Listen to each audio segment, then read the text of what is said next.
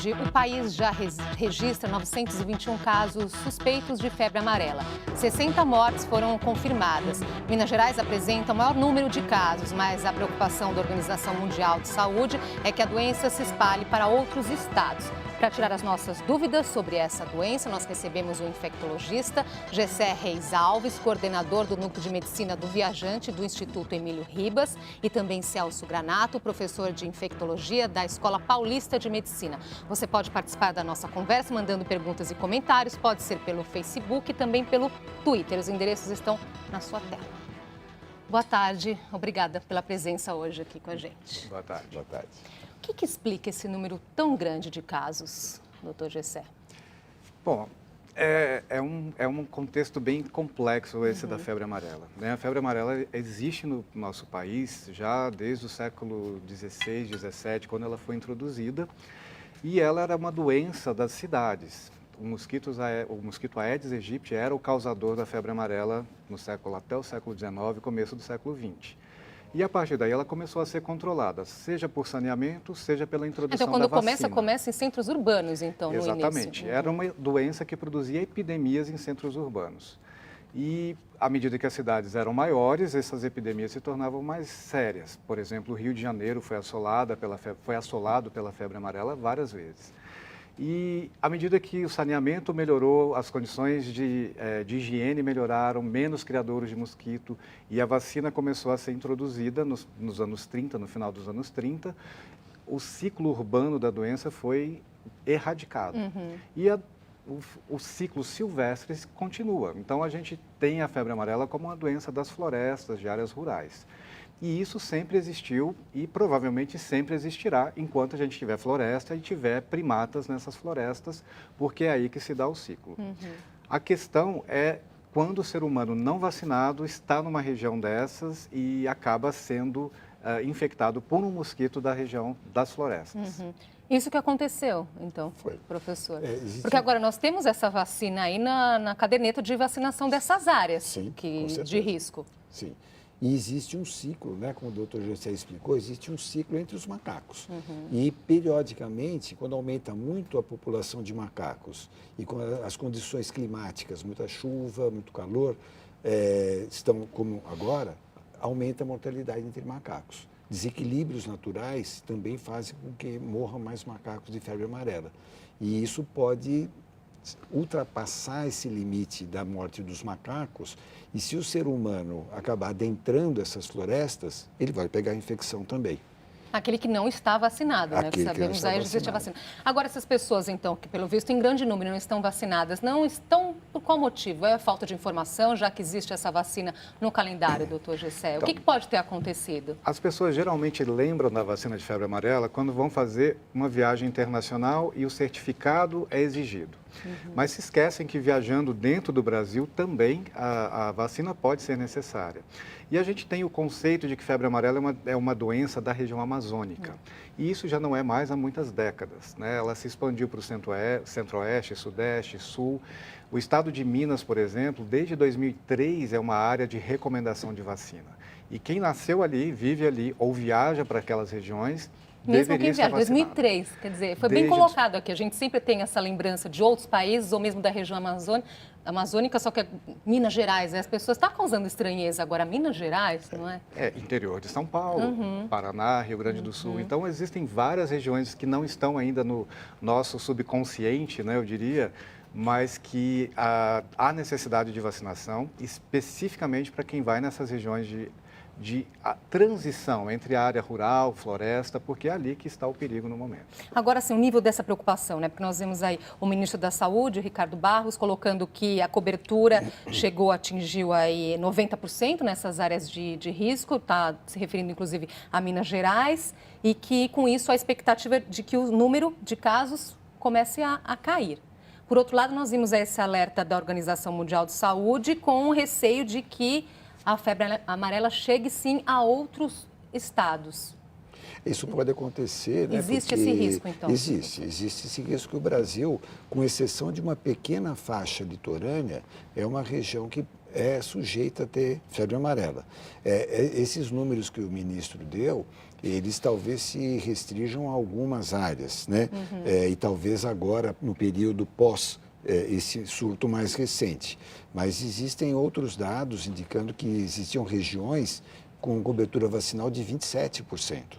Então, isso não teria acontecido se a gente tivesse uma cobertura vacinal de 90%. Então, realmente vacinando o pessoal, então é importante que as pessoas procurem, aqueles que vão para regiões que tenham risco, as pessoas que moram nessa região que não foram vacinadas, que sejam vacinadas. Nós temos aí o mapa, né, dessa área de risco, já dá para colocar para a gente até...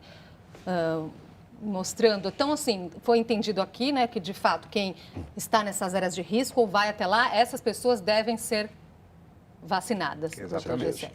E nessas áreas de risco, ao nascer, na verdade, após os 9 meses de vida, a primeira dose da vacina já é feita. Né? Então, o correto, o ideal é que as pessoas que vivem nessa área, que está delimitada de verde, já estivessem vacinadas. Quer dizer, é a maior né, parte, né, do nosso país, do nosso território. E essa área foi, se modificou, ela se estendeu no último surto que nós tivemos em 2009, que pegou o estado de São Paulo, Rio Grande do Sul.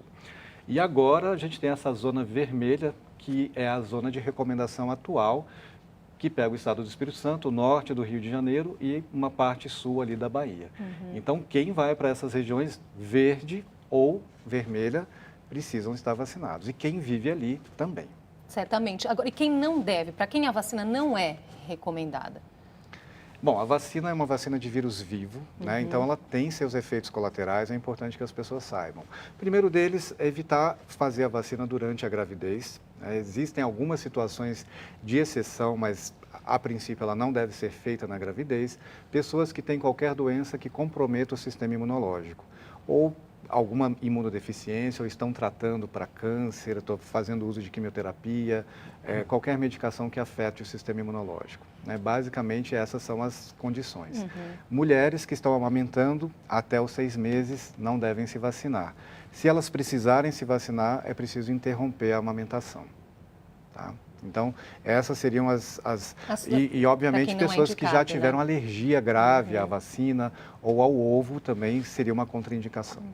É uma outra informação que eu acho que pode ser útil para as pessoas, é assim, essa vacina demora mais ou menos 10 dias para ela surtir efeito, porque é uma vacina de vírus vivo, esse vírus tem que circular no organismo e produzir anticorpos. Então, para a pessoa fazer um pouco as contas, né, eu vou viajar daqui a 15 dias, a 20 dias, então o ideal é que ela tome antes, não só para poder estar protegida, como é uma vacina de vírus vivo, ela vai dar uma febrinha amarela na pessoa.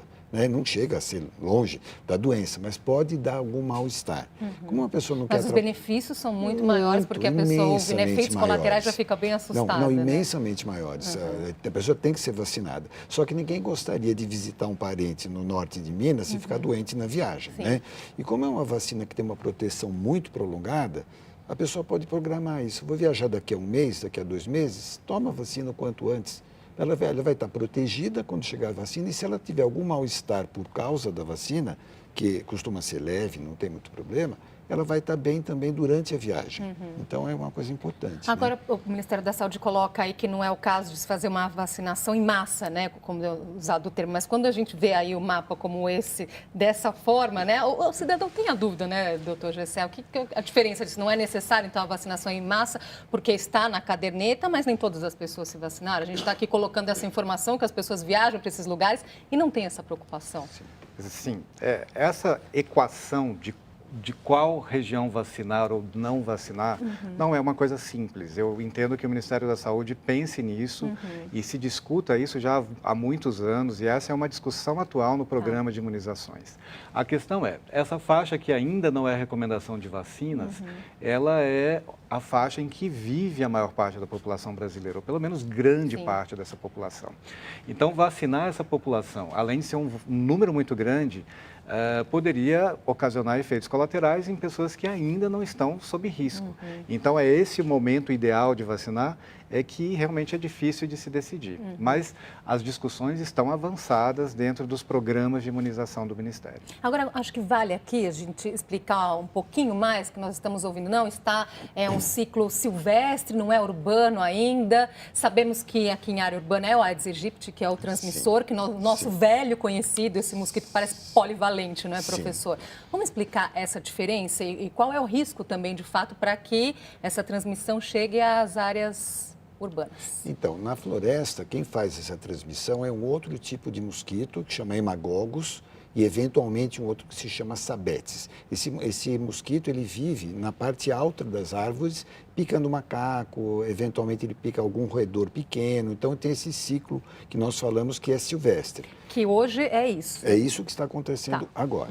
Agora, se uma pessoa adquirir a infecção na floresta e vier para a cidade onde tem mosquito, pode acontecer de ela ser picada numa fase em que ela tem vírus circulando no seu organismo e esse Aedes ser contaminado. E aí poderia começar um ciclo urbano, que é uma coisa que no Brasil a gente não tem desde 1942. Quer dizer, aí é a pessoa que já tem o vírus que vai passar para esse mosquito. Vale a pena que as pessoas ficam, né, se perguntam, mas passa de pessoa para pessoa? Não, isso não acontece. Não passa. Mas o mosquito picando uma pessoa que adquiriu a doença na floresta, e do ponto de vista clínico, se a pessoa pegou a doença na floresta ou numa cidade, é a mesma coisa. A doença é igual, só depende do mosquito que passou. Então, esse risco de que ela urbanize é um risco teórico, mas pode acontecer, porque a gente já sabe que tem muito Aedes nas cidades. Sim, né? sim, as pessoas estão, né, enlouquecidas com essa proliferação. E o que precisa de fato para evitar que isso aconteça, doutor Gessé? E as medidas estão sendo tomadas? Sim, esse tipo de situação não é novidade, né? Já aconteceu outras vezes. Dessa vez, sim, o número e o volume de pacientes é muito maior do que dos outros episódios. Mas sempre que ocorre, tanto morte de macacos, em que se define que a causa é febre amarela, se faz uma vacinação de bloqueio nessas regiões por vários quilômetros em volta dessas áreas. E quando a gente tem casos humanos, a mesma conduta é realizada. Se faz uma vacinação de bloqueio e é o que a gente está vendo no Espírito Santo, na Bahia e Rio de Janeiro. Só para exemplificar, no Rio, norte do Rio de Janeiro, não teve casos, mas a vacinação está sendo realizada como uma proteção para ampliar a cobertura das pessoas que estão ali. É uma prevenção, É uma então. prevenção, exatamente. Vamos dar uma olhada aqui nos números da doença pelo país? Nós temos aí o número de casos.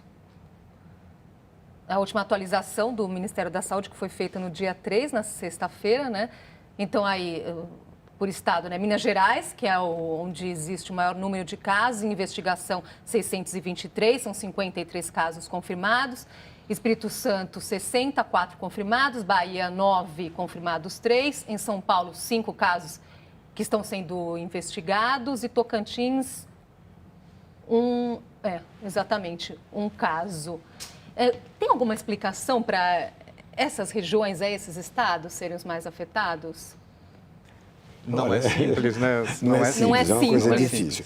Como tem esse ciclo florestal, pode ter acontecido algum desequilíbrio maior nessas regiões. A gente sabe que tem tido mais mortalidade de macacos. Os macacos funcionam para a gente como se fosse sentinela. Então, as autoridades de saúde, elas monitoram a mortalidade de macacos. Por alguma razão, existe até uma possibilidade que está sendo avaliada pelo pessoal da Fiocruz, do Rio de Janeiro, de que isso tivesse uma relação com aquele acidente de Mariana. Talvez seja precoce a gente falar isso, né? Mas a gente sabe que os macacos, frente a um desequilíbrio ambiental muito grande, eles ficam muito estressados, né? Eles são obrigados a ir para áreas onde eles não iriam normalmente e talvez eles tenham uma exposição maior à febre amarela do que o normal. Quer dizer, mais uma vez a mão do homem aí, né, causando pode ser, causando um desequilíbrio aí na natureza. É provável, né? Se atribui também ao desmatamento. Os mosquitos que vivem na copa das árvores têm que procurar alimento mais baixo, porque ele não tem mais as árvores para poder, né, se sobreviver. É uma situação complexa realmente do ponto de vista de alterações ecológicas, né? A gente tem alterações climáticas, o desmatamento, migrações de pessoas vivendo e se deslocando o tempo inteiro. Então, tudo isso acontece e talvez seja realmente a causa de todos esses relatos aqui. Mas no caso de Minas e Espírito Santo, a gente tem uma continuidade. Né? A área envolvida no Espírito Santo faz fronteira com a mesma área de Minas Gerais. Então, eu acho que aí é fácil explicar. Em São Paulo, nós temos casos de epizootias, que é o quê? O achado de febre amarela nos macacos, né? Ocasionais. Então, sempre que a gente tem esses casos em macacos, a gente sempre tem um alerta aumentado em relação à doença. Agora, em relação à vacina, ainda mais uma questão, né, que a gente ouve sempre que tem uma dose, mas depois de um certo tempo tem que tomar uma outra dose. Como que isso funciona? Houve aí uma certa, digamos, diferença de opiniões entre o pessoal da Organização Mundial de Saúde e o pessoal do Ministério da Saúde. É uma questão um pouco mais técnica, mas a Organização Mundial de Saúde, em 2014, ela fez um levantamento muito grande e chegou à conclusão que as pessoas que tinham sido vacinadas após os 5 anos de idade, uma vez, elas estariam protegidas pelo resto da vida. Isso era diferente do que a gente pensava até 2014, quando a gente dava uma dose de vacina a cada 10 anos, a gente tinha dado um reforço a cada 10 anos. Só que esse estudo que a OMS fez foi baseado em outras vacinas, não incluiu a vacina feita no Brasil. A nossa vacina é muito boa, né? Como o doutor Gessé lembrou, ela é feita desde os anos 30, 37, 40, então é uma vacina já que tem muita experiência, mas não foi incluída nesse estudo. Então o Ministério da Saúde considerou que era mais prudente dar 2 doses de vacina. Então, na verdade, que se as pessoas tivessem tomado pelo menos uma dose, talvez isso tudo não tivesse acontecido. Né? Então, se é uma dose, são 2 doses, é melhor dar um pouquinho a mais do que a menos. Mas a questão é que grande parte dessas pessoas nessas áreas não estavam vacinadas. Então, acho que esse foi o grande pecado, talvez, né? Porque como a gente não sabe totalmente os detalhes do ciclo do macaco, é melhor a gente estar vacinado. Sem dúvida. Né? Nós vamos fazer uma pausinha aqui na nossa conversa e a gente volta já.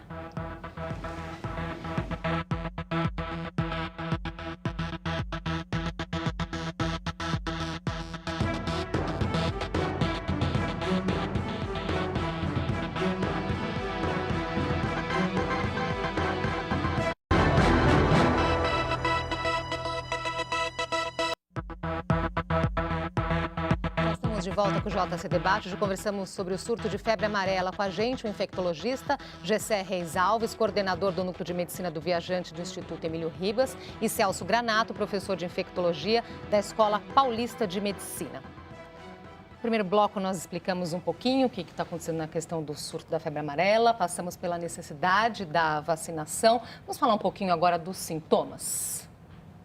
Bom, a febre amarela é uma doença aguda, que dá febre muito alta, em geral febre bem elevada, e a maior parte das pessoas vai ter uma evolução que não passa muito da febre, mal-estar. Quando você faz um levantamento a respeito do número de pessoas que tiveram infecção versus aqueles que tiveram realmente a doença, você vai ver que a doença é muito mais comum do que parece. O que chama muito a atenção é que uma parte dessas pessoas, talvez 10%, vão ter uma forma grave da doença, que na verdade é uma hepatite, uma forma de hepatite muito grave e que a doença traz exatamente esse nome por causa disso, né? Por causa da hepatite a pessoa fica com febre e amarelinha, né? E isso faz com que a pessoa possa sangrar. E quando ela tem um sangramento, aí a doença complica muito, ela exige uma internação em geral em UTI, e nessa circunstância a mortalidade é muito alta. Então, como a gente não tem como saber quem é que vai evoluir para uma forma grave, você precisa considerar que, Era isso que eu ia perguntar, professor. Não tem como, não existe uma pessoa tem. que uma predisposição maior, não existe. A gente sabe que, por exemplo, crianças a partir de uma certa idade podem ter formas mais graves se elas não tiverem anticorpos passados pela mãe. As pessoas de maior idade, acima de 60, 65 anos, podem ter formas mais graves. Pessoas que têm aquilo que a gente chama de comorbidades. diabéticos, hipertensos, pessoas de alguma forma imunodeprimidas, podem ter formas mais graves da doença. Mas isso não é a maior parte das pessoas. O problema é que a gente não tem como saber. Então, uma pessoa que começa a apresentar sinais de sangramento, ela acaba sendo internada, ela tem que ser vista muito de perto, porque ela pode evoluir para esse sangramento mais maciço e funciona como uma forma de dengue hemorrágica, né? Uma coisa mais grave, com um sangramento muito grande e com uma mortalidade muito elevada. É importante lembrar também que não existe um medicamento específico para o tratamento do vírus da febre amarela. A gente só consegue fazer prevenção. E a melhor forma de prevenção realmente é a vacina. Tem que repetir isso mais uma vez. Exatamente. E como que é feito o tratamento? Quer dizer, não existe um medicamento específico, mas como que hoje ela é tratada? O tratamento depende da forma clínica, né? Se for uma forma leve, é simplesmente um acompanhamento com medicamentos sintomáticos. É importante lembrar que o uso da aspirina, do ácido acetil salicílico, não deve ser feito porque a gente tem que pensar que, além de febre amarela, pode ser dengue, pode ser outros vírus onde o uso dessa medicação é contraindicado.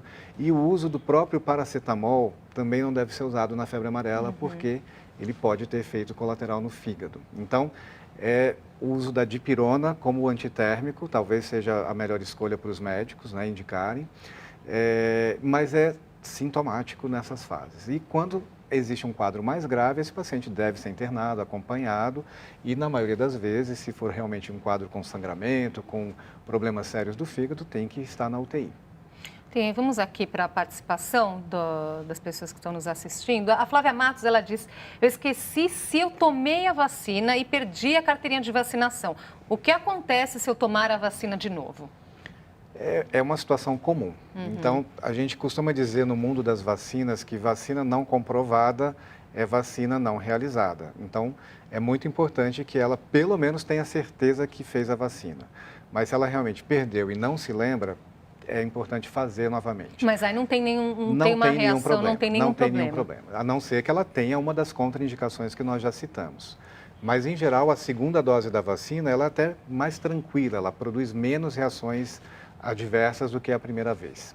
Um detalhe que pode ajudar, eu lembro de alguns pacientes que tinham essa dúvida, como a doutora Gisele disse, é muito comum, e é um registro. Conforme o lugar em que ela tomou a vacina, isso pode ter sido registrado. Então, talvez valesse a pena ela procurar... Se ela se lembrar o local, exatamente. Quer dizer, na dúvida... Não é um sistema que funciona super bem de forma nenhuma, mas assim, existe essa possibilidade de ter esse registro.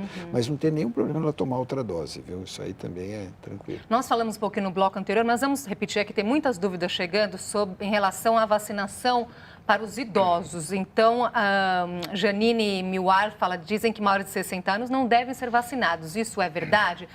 Vou emendar aqui na do Cláudio Laureati, que ele mandou pelo Twitter, em relação aos idosos também. Por que da necessidade de indicação médica para tomar vacina no posto?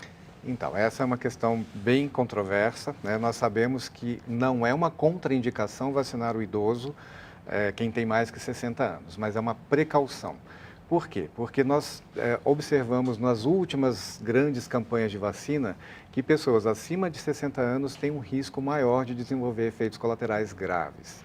Então, antes desse idoso tomar a vacina, é importante saber, ele realmente precisa dela, ele está indo para uma área de risco comprovado de febre amarela, ele não tem nenhuma doença de base que pode piorar a reação à vacina. Então, é importante ter uma avaliação um pouquinho mais minuciosa para a gente indicar com segurança. Se esse indivíduo está indo para uma área de risco, não tem dúvida, ele precisa se proteger, ele precisa tomar a vacina. E aí precisa dessa indicação, como ele está colocando aqui, muitas vezes precisa da indicação médica. Não sei se ele passou por isso aqui e pediram para ele alguma recomendação. Sim, o Ministério da Saúde coloca para os postos de saúde essa recomendação de que quem tem mais de 60 anos vá com uma prescrição médica, porque às vezes eles não têm ali alguém que possa realmente tirar essa história com mais profundidade. A Liliane, ela pergunta se a vacina contra a febre amarela está lá inserida no calendário, aquelas vacinas todas que as crianças devem tomar. Nas regiões em que a doença está indicada. Uma criança apenas aqui em São Paulo, por exemplo, que não vai viajar normalmente, não vai tomar. Então, ela não estranhar que se não estiver numa área de risco, não vai estar mesmo, né?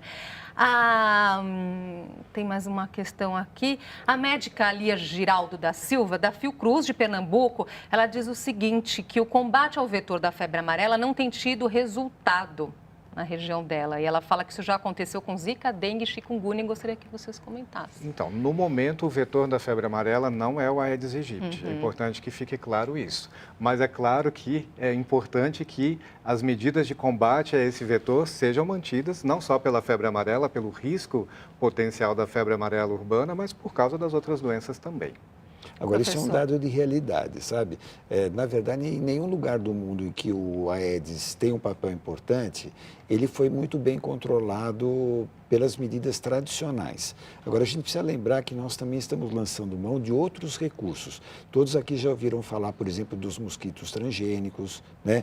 Da Wolbachia, que é uma bactéria que está sendo experimentada, inclusive aqui no Brasil, ela fica no intestino do mosquito e ela transmite de um mosquito para outro e aumenta muito a suscetibilidade do mosquito a doenças.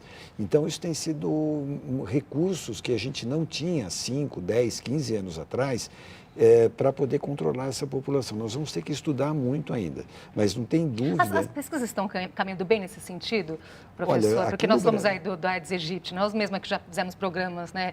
Dengue, Zika, chikungunya, febre amarela, né, com a ressalva de que ainda não é o Aedes, Sim. Mas nós percebemos que é um mosquito resistente, né? Ele é, e ele é muito bem adaptado ao meio urbano. Se você entrar na sua casa, você vê assim, pocinhas d'água, aquele vasinho, ele é muito bem adaptado. Agora, o que acontece? Esse mecanismo do mosquito transgênico, ele faz com que a gente consiga controlar em certa medida. Agora, é caro. Você precisa colocar muito mais mosquito transgênico do que o mosquito natural e o mosquito transgênico vive pouco. Você precisa realimentar com mais mosquitos. Agora, a experiência prática já foi feita na Ilha do Governador, no Rio de Janeiro, já foi feito em Piracicaba, já foi feito na Bahia, tem sido uma experiência com resultados bons. Agora, nós vamos ter que tomar uma decisão estratégica em que direção que a gente vai querer ir. Eu acho que o recado final fica da nossa conversa, então, é buscar informação sobre essas áreas de risco, não é? E buscar vacinação para aquelas onde há necessidade, doutor Gessé. Eu acho que lembrar que vacina de febre amarela não é só para quem viaja para outro país, é para quem viaja dentro do nosso país também. E se a gente está vivendo numa área de risco, por favor, vamos buscar a vacinação. Agradeço muito a participação de vocês aqui com a gente hoje, tirando as dúvidas aqui das pessoas, que são muitas, e até uma próxima oportunidade. Obrigado. Obrigado. E o JC Debate fica por aqui. Muito obrigada pela sua companhia e boa tarde para você.